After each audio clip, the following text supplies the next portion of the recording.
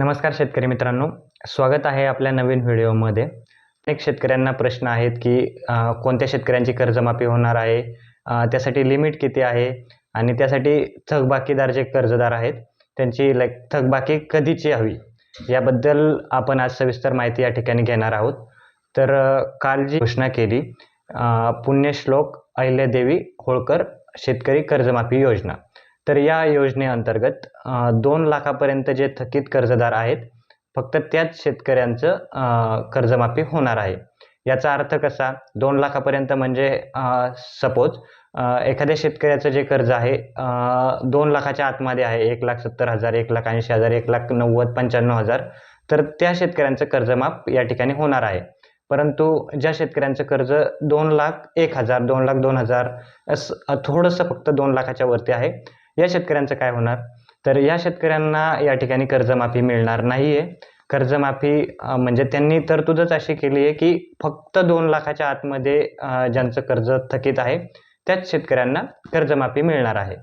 हा निर्णय जो आहे तो अतिशय नक्कीच अन्यायकारक आहे. कारण 2 लाखाच्या वरती जर कर्ज जरी तुम्ही 1.5-2 लाख जरी घेतलं तरी त्याचं व्याज वगैरे धरून 2 लाखाच्या वरती बऱ्यापैकी शेतकऱ्यांचं कर्ज ऑलरेडी गेलेलं आहे.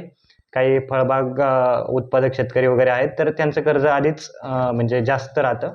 तर 2 लाखाची लिमिट ही अतिशय चुकीची लिमिट या ठिकाणी दिलेली आहे. तर 2 लाखाच्या आतमधलंच कर्ज या ठिकाणी माफ होणार आहे.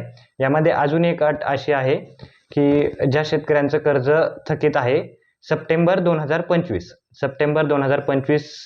पर्यंत ज्या शेतकऱ्यांचं कर्ज थकीत आहे फक्त त्याच शेतकऱ्यांना या ठिकाणी कर्जमाफी मिळणार आहे.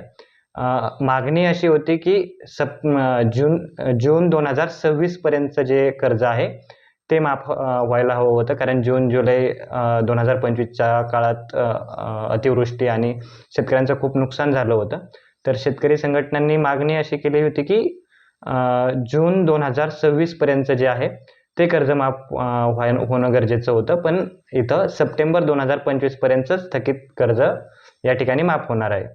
तर काही शेतकरी जे आहेत ते कर्ज भरतात. 30 जून 2000 जे आहे 25 झालं 26 झालं तर ते नियमित कर्ज भरतात. शक्यतो शेतकऱ्यांच्या अडचणी असतात. नियमित कर्जदार म्हणजे ते काय करतात की नवं जुनं करतात, म्हणजे कुठून तरी पैसे गोळा करणे, ते जे आहे कर्ज ते भरणे आणि परत 1-2-4 दिवसात ते कर्ज काढतात. तर अशा शेतकरी जे आहेत ते या योजनेपासून वंचित राहणार आहेत. या शेतकऱ्यांसाठी त्यांनी एक अशी तरतूद केली आहे की 50,000 रुपयापर्यंत, 50,000 रुपये पण असं मेन्शन केलं नाही, त्यांनी फक्त असं सांगितलं 50,000 रुपयापर्यंत जे आहे त्यांना एक बक्षीस म्हणून दिलं जाईल की तुम्ही नियमित कर्ज भरता. परंतु त्यांनी नवं जुनं केलं आहे बिचाऱ्यांनी, ते पण कर्जदारच आहेत, थकीतच आहेत, फक्त त्यांनी जे आहे ते नवं जुनं करून ते कर्ज क्लीन केलेलं असतं. तर त्या शेतकऱ्यांसाठी 50,000 रुपये लाभ भेटेल.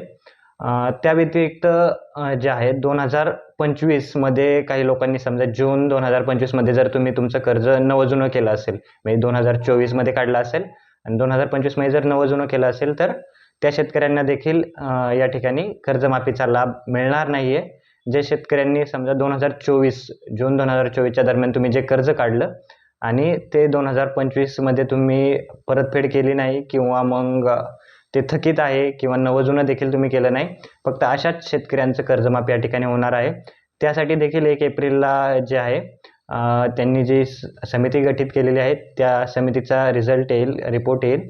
त्यानुसार ते सांगतील. यासाठी पण आणखी काही कंडिशन लावतील की हे जे 2 लाख रुपये कर्ज माफ होणार आहे यासाठी पात्र शेतकरी, त्यांनी शब्द जो निवडला आहे पात्र शेतकरी, म्हणजे त्या 2 लाख जे माफ होणार आहे यामध्ये पण खूप सारे निकष या ठिकाणी लावण्यात येणार आहेत. ते आपल्याला एप्रिलमध्येच कळतील. त्याबद्दल माहिती आल्यावर आपण नक्कीच कळवू. तर ही होती शेतकरी कर्जमाफी योजनेबद्दल माहिती.